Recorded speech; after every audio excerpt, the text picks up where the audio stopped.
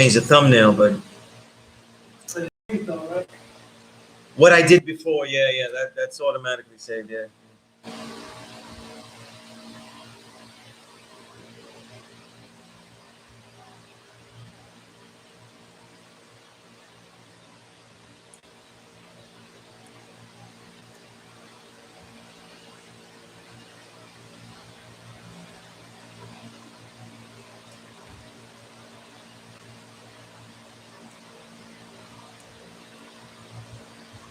Man, this world is really a vicious hustle, God. And I don't know why it's I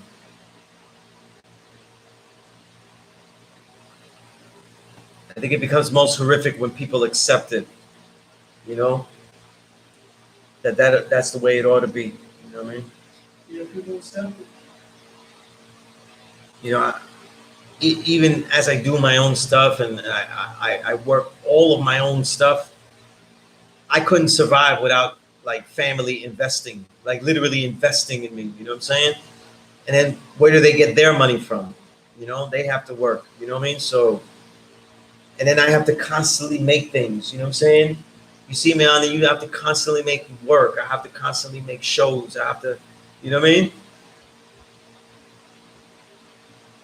A combination of like short-term projects, long-term projects.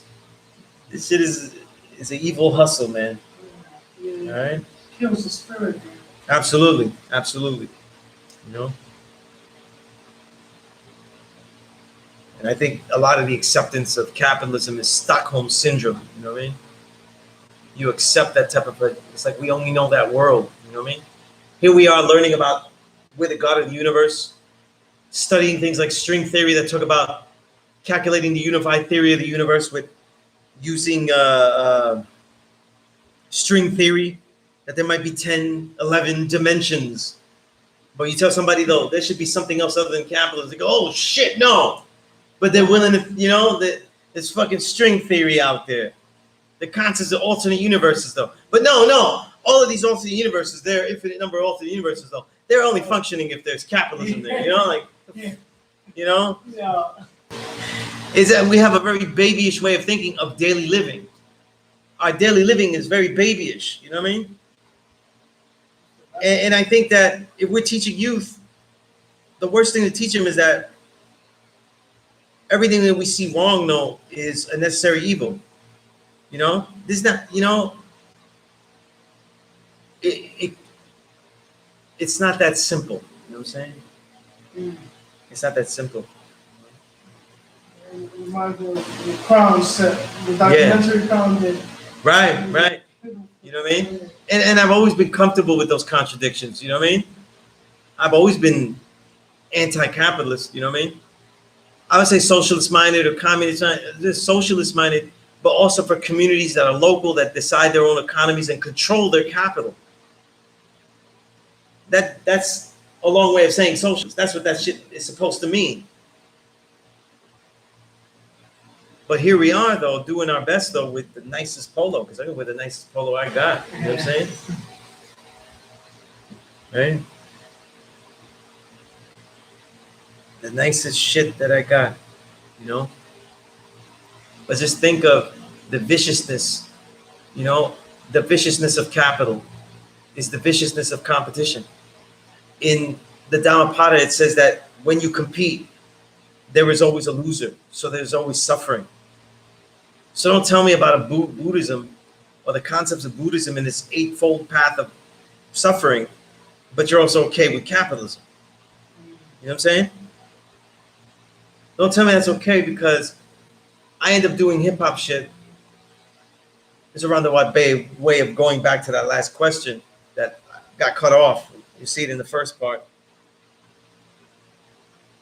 But I do hip hop, and when I write, though, I'm pretty sure, seriously, not pretty sure, but I'm 100% certain when I write that I'm the best. You know, I don't really write thinking any other way, but I don't write thinking about that. When I put it out there, like I share it, they're like, yeah, this shit is going to kill anything. But when I write it, all I'm thinking about has nothing to do with that. It has to do with, like, who am I speaking to sincerely? And How can I express every single idea I have as creative as I can imagine? That's it. And then after that, I think it could compete with anybody. But all that is the lore of capitalism. You know?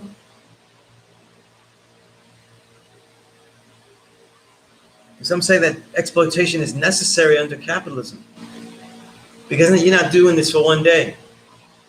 People have life cycles, you know what I mean? So a person's life cycle, they could do something the best that they can, but eventually they won't be able to. Forget about the creative. A person could create ingeniously forever. But what about a laborer that only has a certain amount of years to be able to do the labor correctly? So what happens, you know? Well, they think of systems that they had to fight for, and they take out some money to give it to them later. That's really what they do with, you know, with your money. If you get, you know, if you retire, you know what I'm saying? But even then, there's a capitalist answer, you know, because you've got to make sure you work enough so that you're allowed to live suitably for a certain amount of years. And so this idea of capitalism is like, well, everybody ought to be able to create and not make money on its own, but they forget that society isn't really built upon those that create and don't. Our first degrees tell you that. Our degrees tell you that there's not just God God is not the only thing in his creation. There are other things to take care of. There are animals. There are plants. You know what I'm saying? There aren't just the true and living gods. There are the earths. There are the children. You know what I'm saying? There are the elders that can no longer physically do certain things, right? And so they ought to be taken care of, you know, unless we're going to just throw them out in the pasture, which, you know, this country would definitely be okay with, right? And they make money with that. You know what I'm saying? They make money with throwing out your elders out to dry. Because they know that the products in this world will deteriorate them so quickly, they won't have a chance living the old age suitably in any kind of respect that a family could handle. You know, people, they eat the wrong foods are so prevalent, they deteriorate in such a state and so morbid in such a state of living death, they can't even be handled by their family. They have to be put in a home or other things like Alzheimer's and diseases of this, right? So anyway, I go back to that hip hop question specifically, right? The Infinite Mind said the nature of economics is understanding supply and demand. When a squirrel bear gathers its food for the harvest, this is natural economics.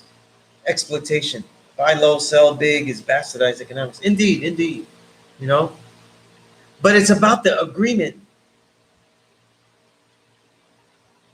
Part of what makes economics, though, is that the society has decided what will be done on how they get the supply, how they create the supply, and what they do with the supply. You know what I'm saying? And not just let demand dictate it, because demand, as we've seen, is where the mental aspect of capitalism comes in. The trickery, the trick knowledge. Because demand is not something that is real. That's what people don't understand when they study economics. I get to say this, I have a business degree. Economics, demand is an artificial reality. It's abstract.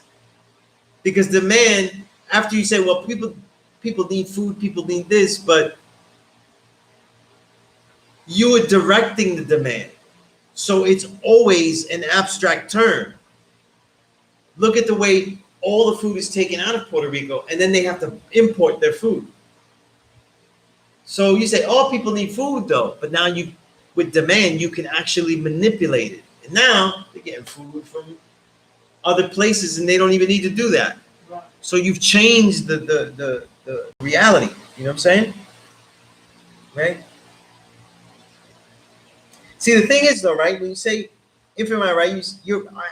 I agree with you say government doesn't dictate economy, they dictate public policy. But that's really the same thing, because they are dictating the way people will react to things. And we have already learned that in this world, especially now magnified with mass media, right? We can actually dictate the way policy will be dealt with, because we can dictate what the public would like and would demand. We can make people demand shit. You know what I'm saying? Oh, yeah, sure. In fact, I have a degree in that. I have a marketing management degree. I have a degree in I've learned how to make sure that there are markets, and if the markets are demanding shit correctly. That's what marketing management is. Though. Making sure that segments demand what the fuck the suppliers want them to demand. And the suppliers are the owners of the means of production. Right? What an evil degree I have. You know what I mean? It's like fucking Cobra. Like that's my Cobra. That's my Cobra degree. You know, when I was in Cobra, you know, my spook who sat by the door. I was, you know, it was economics class. You know what I mean? It was macroeconomics, microeconomics. I mean, the truth is nobody gives a shit about microeconomics. You know, macro is the shit. You know what I mean? Macro is the shit. You know? But you know, when it comes to hip hop, how's it affected the way I teach? I don't think I can say it affects. I think that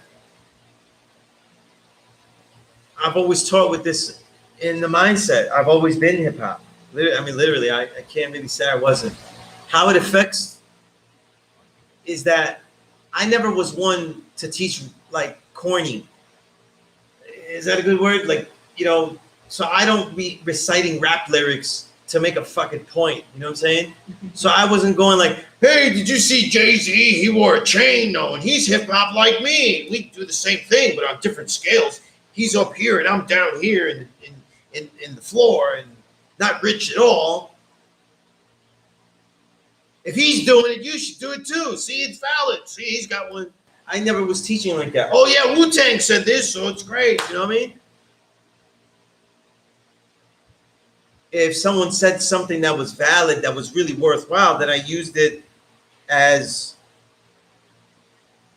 a way of explaining things artistically and all these things of how to get a message abroad. You know what I mean? But I think that most people that teach this knowledge, they have suffered because they only knew how to teach it because it was cool. You know what I'm saying? It's fucking cool, you know?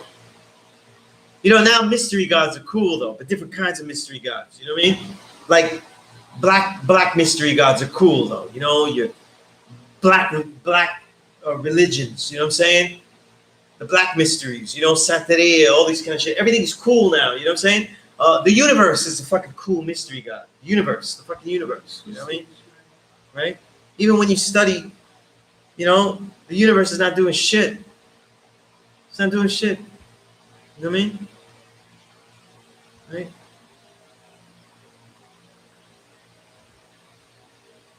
Because the universe gives out what you put into it, though. You know what I mean? I never heard such empty phrases. I never heard such empty phrases, though. You know what I'm saying? We go around and we see pieces of shit balling out there. You know what I mean? Devils are balling.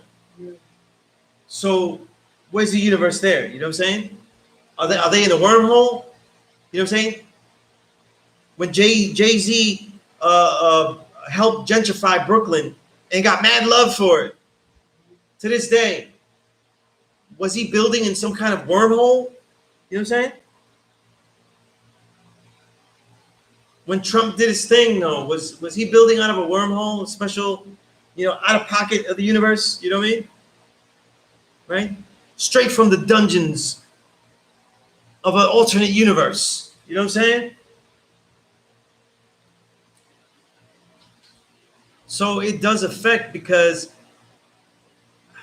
I don't know, I'm not here, you know, fucking talking about fucking rapping. You know what I'm saying? Even for the brothers that rap, you know what I'm saying? It just doesn't, you know, appeal to that way.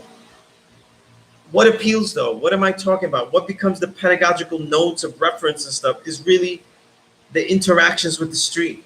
The fact that your stories of the hell that you come from are still valid, that they're still worthwhile, that they still have stories behind them. And that's where hip hop intersects all the time. You know what I'm saying? Right? That's really where I would answer that. You know what I mean? Looking at that question again, you know, I think the first thing that we have to teach though about hip hop is, as far as consciousness, is that it's just another proof of that we're in the era of our intellectual capital being taken from us blatantly, like outright. You know, it wasn't just appropriation, but actually intellectual capital, you know. And we didn't notice that with like other forms of slavery because we just think it's all physical.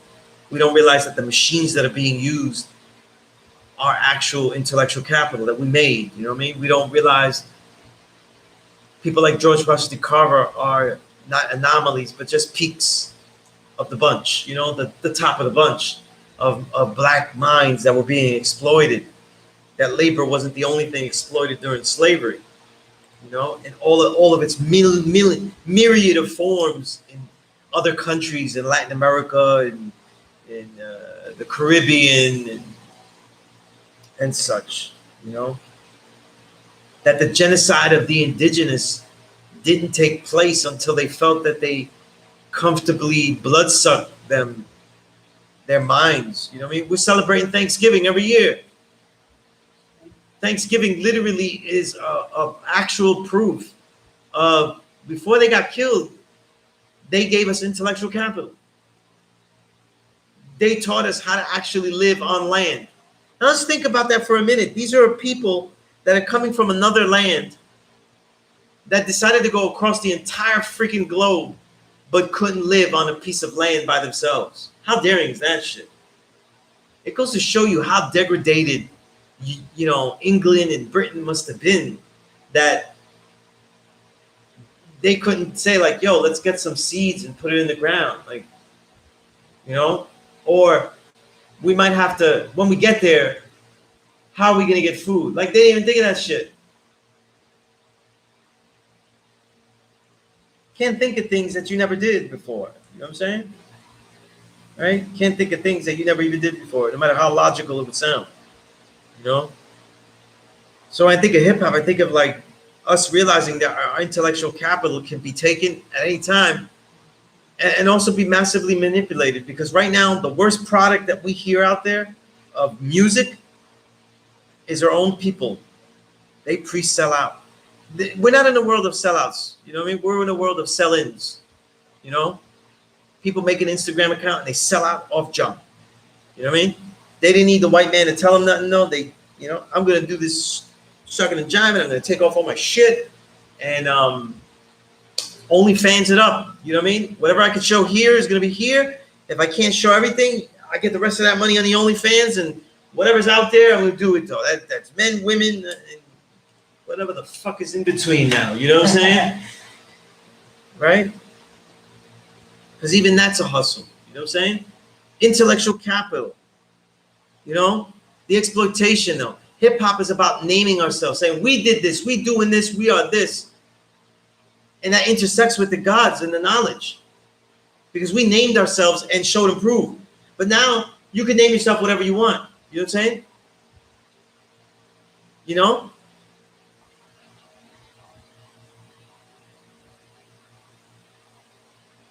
Shit.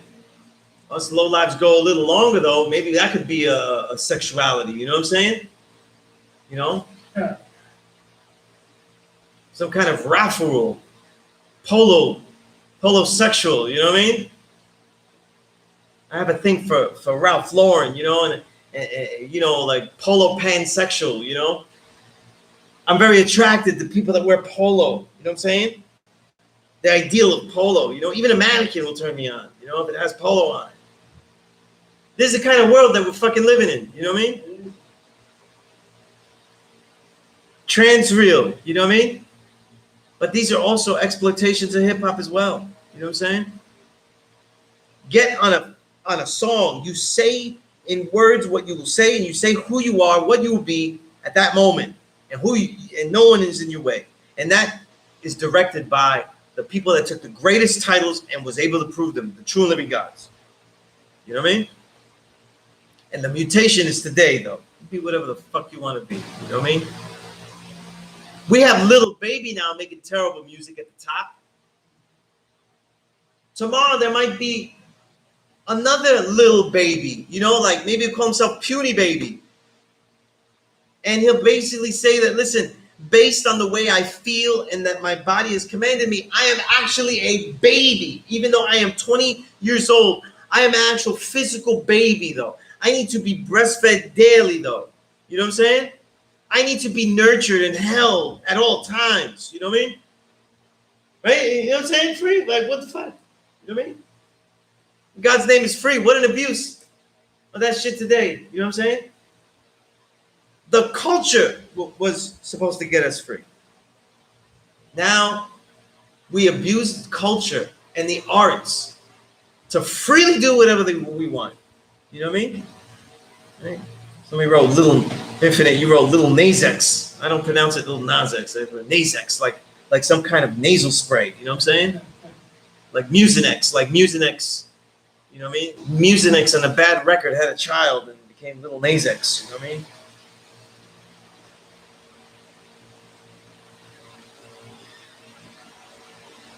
You know what, though? I don't even want to do any research on that baby fetish being a real thing. I mean, there's sick people in the world. And what people don't understand is that, as I was saying before in a different way, limitlessness. And I'll end the class with this thought. Infinity is actually found within the establishment of the finite nature. What makes a hip hop song so great is that you have the constriction of making it rhyme. You know what I mean? And oftentimes that's what makes it extend itself. The true and living God expresses himself as Allah, the original man, in a finite form. You know what I mean? That's the balance between culture and freedom. You know what I mean? You know? The culture seems finite, but everything infinite in it. You know? Right? People are abusing that balance, you know? But I'll leave it there for now. You know what I mean? Infinite mind, you said we're living in a time where people are manipulating reality like a Photoshop. Just absolutely, you know? You know, and some of it though is not really authentic. It's just what, you know, will get you, you know, what to get people to look. You know what I'm saying? Get people to look, you know. You know. Look at the way Instagram works, you know, in these social media, you know what I'm saying? You put out works there, you don't get as many comments and stuff. You do something that is visually appealing, you get lots of likes, you know what I'm saying? You get lots of likes. You know, it's just the way it is. It's a very frivolous thing. Twitter is about words. Say the stupidest, wildest takes. It launches you. Say insightful things. Not so much. You know what I'm saying? Not so much. You know? Right. And so all of these forms, though, they're seen as like wonderful products of capitalism and the worldly nature of it and how it, you know, empowers people. But, you know, this world is filled with the oppression of algorithms. You know what I mean? The oppression of the algorithm is you know, so everybody's really just cooning and dancing in a digital box. You know what I mean? It's really what we see. You know? And hopefully if I talk about things and bring it into a level of art, not really talking about hip hop all the time, but in that hip hop nature of people creating, you know what I'm saying? That's what I want people to practice, creating, you know what I mean? making things. You know what I mean? Even if you don't sell them, even if you're not that person, making things. You know what I mean? Making art, working it. You know what I mean? These are the things.